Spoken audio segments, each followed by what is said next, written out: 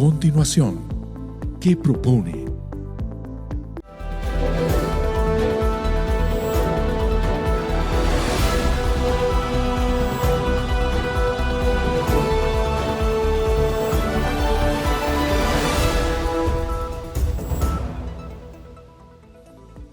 Hola, ¿qué tal, amigas, amigos? ¿Cómo están ustedes? Aquí estamos en un programa más de ¿Qué propone? Y en esta ocasión vamos a conversar con Marco Ruiz, es presidente del Sindicato Nacional de Trabajadores de la... Recogimos esos testimonios de un mensaje similar al que fue enviado a las radios. Entonces vemos como eso, que de nuevo no es tan visible, es un hecho en apariencia muy difícil de documentar, está generando una afectación gravísima en el ejercicio de la libertad de expresión, en las garantías para acceder a la información y en el derecho al trabajo de las y los periodistas venezolanos. Fíjate, no sucede lo contrario ahora con el asunto del Esequibo. No has recibido todo lo contrario, que ahora están presionando a radios y televisoras para que el tema del Esequibo esté siempre vigente y que se haga cobertura de todo lo que es referencia o hace referencia al Esequibo. Sí, nosotros de hecho hemos dispuesto de unos mecanismos de denuncia precisamente previendo que algo como eso pueda ocurrir. Que, digamos, frente a la posibilidad de que no sea un hecho noticioso lo suficientemente relevante para que por decisión editorial no sea cubierto en medio de un gran despliegue, desde la misma Conatel se intente imponer una agenda y se intente incidir sobre la parrilla de programación de estaciones de radio y de canales de televisión. Es algo que ahora mismo estamos nosotros monitoreando, no solo a través de la observación directa de canales y estaciones de radio, sino también el contacto y la comunicación diaria con quienes están allí, algunos de ellos delegados voluntarios del SNTP que nos ayudan a documentar todo este tipo de hechos, sino otros periodistas y otros trabajadores que de nuevo pues están sensibilizados también con esto y que lo reconocen como un atropello y como una violación al derecho libre de desenvolvimiento que tienen todos los medios de comunicación, que además, bueno, finalmente lo que hace es pensar en que también la audiencia, también el lector o también el radio escucha tiene la opción de estar informado por uno o por otro medio. En lo que va de este año, ¿qué números maneja el sindicato en cuanto a agresiones, en cuanto a cierre de emisoras, cierre de medios? Fíjate, que por cierto, cuando hablaba de lo empinada que está la cuesta ahora mismo, te mencioné estas acciones de censura previa contra estaciones de radio y canales de televisión, pero también está el tema del cierre, precisamente, de estaciones de radio. Entre 2022 y 2023 nosotros hemos documentado al menos unos 140 casos de cierre de estaciones de radio. Es un aumento significativo considerando que el número promedio o no promedio, el número de cierres que uno ha podido documentar en los últimos 15, 20 años está por los 200 y tantos. Entonces hay un aumento muy significativo entre 2022 y 2023. Solo del 2023 hemos documentado unos 12 casos de cierres de estaciones de radio. Me quiero detener ahí, Marco, disculpa, porque el gobierno alega algo que en el fondo pareciera tener cierta grado de verdad, que muchas de estas radios no estaban autorizadas, que no tenían los documentos en regla, que eran radios que de pronto la concesión fue autorizada para un dueño inicial y ese dueño tenía un hijo y el hijo ahora es que, o el hijo o hija es ahora quien opera la radio. Ese es el argumento que esboza el gobierno. Bueno, te imaginarás que si estamos hablando de que en un año y 6 meses, un año y 7 meses, se han cerrado cerca de 120 estaciones de radio o un poco más, digamos, la situación es distinta entre ellas, o hay muchas situaciones entre unas y otras. Hay casos en los que la solicitud de renovación de concesión fue presentada ante la CONATEL y no ha habido respuesta, hay una omisión. ¿Qué ocurre? Que la ley de telecomunicaciones pues establece que ante la omisión de respuesta, ante la falta de respuesta, el que opera, el solicitante, debería darla por no aprobada. Eso es contrario a los estándares internacionales, pero sí se había iniciado esa solicitud y nunca fue respondida hasta que llegaron y bajaron la Santa María. Hay otros casos en los que en efecto las concesiones han estado vencidas y no había trámites en gestión o en proceso, y frente a ello nosotros lo que hemos solicitado reiteradamente a la Comisión Nacional de Telecomunicaciones es que primero actúe con transparencia y luego que descentralice todos los trámites vinculados a la renovación de concesiones. Un proyecto para renovar una concesión le puede costar una estación de radio entre $10.000 y $15.000, y $10.000 y $15.000 es 4 veces más del patrimonio que tiene una radio. Entonces es como, digamos, condenarlas de antemano a un cierre o a un quiebre. ¿Qué queremos? Que haya oficinas de la Comisión Nacional de Telecomunicaciones en los distintos estados y que los trámites sean transparentes. Finalmente no tenemos duda, y así lo hemos documentado a través de testimonios también, que se terminan cerrando estaciones de radio con un criterio de premio-castigo en función también de la línea editorial que tienen esas estaciones. Pero de nuevo, hay múltiples circunstancias distintas entre unas y otras, pero todo parte, y no tengo duda y lo digo con responsabilidad, de la falta de transparencia con que opera la Comisión Nacional de Telecomunicaciones y una excesiva centralización en los trámites de renovación. Bien, vamos a hacer una pausa y al regreso me gustaría que ahondásemos en el tema de las agresiones a los colegas periodistas, si han incrementado, si en comparación a años anteriores. Ya venimos con más de ¿Qué propone? Ya regresamos con ¿Qué propone? Estamos de vuelta con ¿Qué propone? Estamos de vuelta, amigas, amigos, con más de ¿Qué propone? Nuestro invitado Marco Ruiz, presidente del Sindicato Nacional de Trabajadores de la Prensa. En la parte anterior quedó pendiente ahondar sobre las agresiones a los colegas periodistas. ¿Han incrementado así como exponencialmente ha incrementado el cierre de emisoras?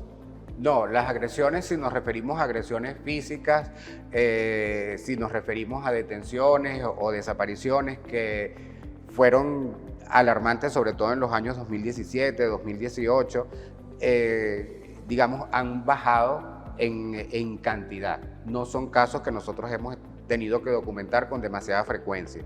¿Qué está ocurriendo al día de hoy? Hay amenazas. Hace escasamente una semana, el gobernador del estado Trujillo, no sé si tuviste la oportunidad de verlo, en una llamada telefónica. Y con un lenguaje de altura. ¿De altura? ¿De qué tipo de altura?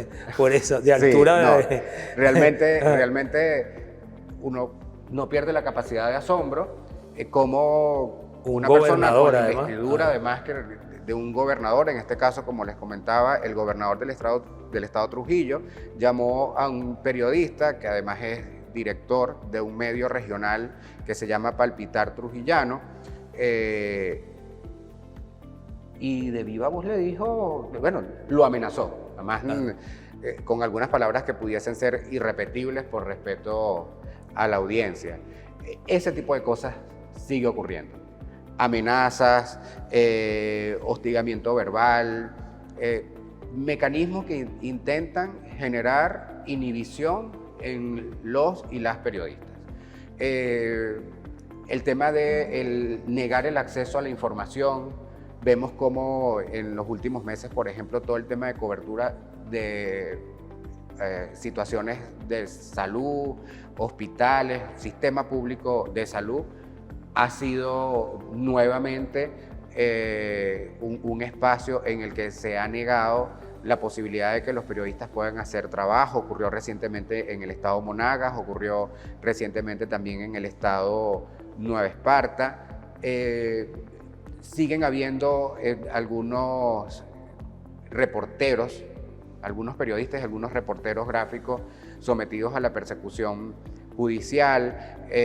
Hay un caso reciente además de que ocurrió en los Altos Mirandinos, donde un trabajador de una radio fue despedido y el testimonio del trabajador da cuenta de que fue despedido a propósito de presiones que habría ejercido un mandatario local sobre la estación de radio en la que él estaba, pues en la que tenía un espacio, en la que tenía un programa. Entonces, de nuevo, no son agresiones físicas, pero sí son situaciones que generan una afectación en todos los periodistas que se ven en algún momento sometidos a hechos como ese, ¿no? Lo que pasó también en Globovisión con el colega periodista. Lo que pasó en Globovisión, el despido, ¿te refieres a Seir? A Seir, claro. Seir Contreras, trabajador de Globovisión. Creo que el país pudo ver cuál fue la situación que se presentó allí. Luego ha habido unos debates, creo que pudiésemos o no estar de acuerdo con la forma. Finalmente, cada periodista creo que hace de su trabajo un sello personal y termina asume siendo la responsabilidad conocido y reconocido por eso, y asume la responsabilidad de lo que le dice, de lo que hace y de lo que dice, pero de ninguna manera era una justificación para dejar a seguir pues cesante, ¿no? Esas son el tipo de cosas y las situaciones que se han estado presentando, digamos, en mayor cuantía, sin que hayan desaparecido por completo tema de agresiones. Ahora bien,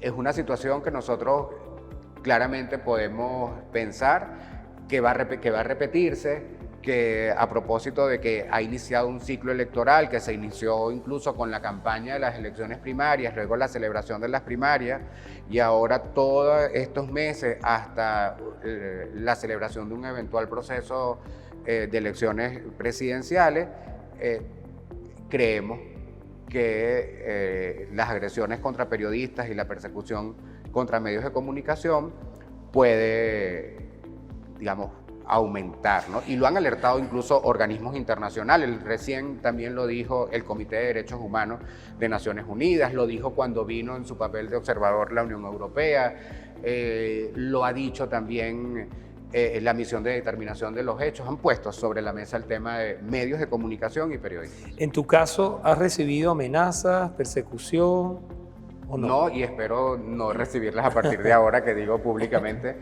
que no, uno siempre anda con cuidado porque, digamos, nos ha tocado asumir posiciones públicamente que entiendo puedan no ser del agrado de todos. Por ejemplo, cuando nos tocó, además como organización que logró la documentación y que dijo con pruebas qué es lo que se estaba fraguando de cara a la cobertura de las primarias, hubo pues algunas amenazas en redes de denunciarnos por ese señalamiento que estábamos haciendo contra la Comisión Nacional de Telecomunicaciones, pero bueno, uno en principio prefiere asumirlo como parte del debate y de la diatriba. Nosotros seguimos haciendo este trabajo de documentación, de acompañamiento, que va mucho más allá de Caracas y que a través de una red de delegados voluntarios en los 24 estados del país viene prestando ese auxilio, ese soporte a todos los trabajadores de la prensa. O sea, que en tu caso, vigilancia, pero no miedo.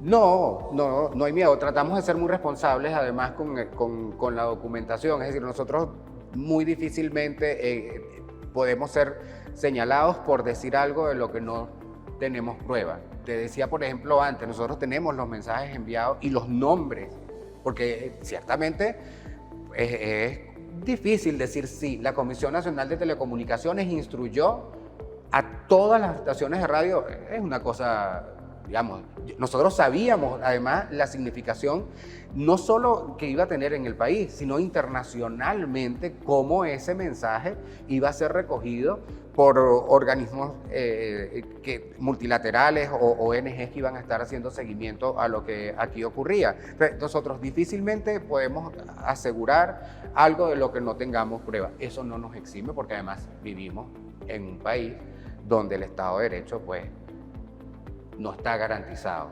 Sin embargo, seguiremos haciendo el trabajo porque el día que no estemos dispuestos a eso, pues tendremos que ceder el espacio a otras personas. Fíjate, ya nos queda poco tiempo, pero de todas maneras voy a lanzar la pregunta en esta parte del programa.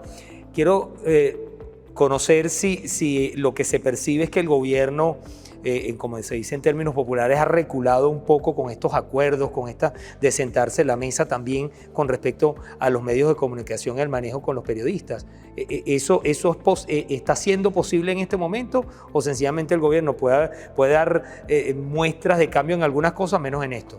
Sí, yo no creo que haya muestras de cambio con respecto de la política comunicacional del gobierno. Ahora mismo hay, por ejemplo, 47 medios de comunicación digitales en Internet que siguen estando bloqueados, que se han hecho denuncias, que se han enviado comunicaciones no solo a CanTV, también a Digitel, a Movilnet, a las operadoras, principales operadoras prestadoras de servicios de Internet, siguen estando bloqueadas. Incluso después de los acuerdos preliminares de Barbados, llegó esta instrucción de impedir la cobertura del proceso electoral de primarias. Lo que creo es que, porque además así lo hemos observado durante estos años, aumentan las agresiones contra periodistas en la medida en que hay una mayor encrispación en lo político, en la política nacional.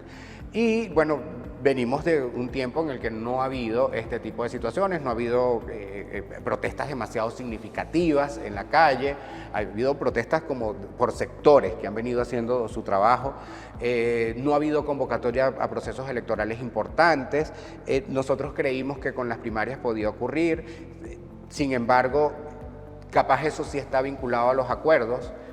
No hubo mayor participación de fuerzas policiales durante esa jornada, con lo cual el tema de las agresiones del montón de periodistas que estaban en la calle, porque además lograron un efecto contrario, hubo más periodistas trabajando ese día en la calle y haciendo cobertura. Bueno, ellos como responsables de informar y a través de algunos canales que nosotros nos vimos obligados a habilitar para que la información siguiese fluyendo. Por cierto que aprovecho y perdona que me extienda para reconocer el trabajo que hizo BPI durante esos días. Creo que fue una fuente de información importantísima, vital. Casi me atrevería a decir que la única, pero no quiero ser mezquino con algún otro medio que se me pueda estar quedando por fuera, pero digamos, hizo un seguimiento detallado, minucioso, minuto a minuto, de un tema y de un evento que revestía importancia para todo el país y que finalmente frente a los hechos o en los hechos que son importantes para toda la colectividad es donde tenemos que estar los periodistas, indistintamente de quién lo convoque o no. Bien, vamos a ir a la pausa y al regreso me gustaría que me respondiera si el gobierno sigue en lo mismo, ¿no será porque a la gente no le importa eso de la libertad de expresión y la gente no sabe cómo se come eso? Lo responde al regreso, ya venimos. Ya regresamos con ¿Qué propone? Estamos de vuelta con ¿Qué propone? Continuamos con más de ¿Qué propone? Y nos acompaña Marco Ruiz, es presidente del Sindicato Nacional de Trabajadores de la Prensa. Le dejé también una interrogante en la parte anterior. Eso de la libertad de expresión, el gobierno sigue actuando a sus anchas sin ningún problema. ¿No será porque a la gente de verdad no le importa eso, no sabe cómo se come eso? Sí, uno decía durante mucho tiempo que la defensa de la libertad de expresión y el derecho a la información no subía a cerro. Es decir, que no era un tema prioritario su reclamo y la exigencia de garantías para su ejercicio en el país en general, en la sociedad. Sin embargo, yo creo, Nardo, que eso ha cambiado. Hubo un blackout informativo y hubo una monopolización de los medios de comunicación que fue tan evidente que la gente empezó a darse cuenta de que no tenía por dónde informarse sobre si una calle estaba cerrada o abierta, si había tal o cual tipo de medicamento o cuál centro de salud, porque uno a veces dice medios de comunicación y piensa en los grandes medios de comunicación, pero la radio es el medio de comunicación con mayor penetración en este país y además, porcentualmente, la mayor cantidad de medios son precisamente estaciones de radio.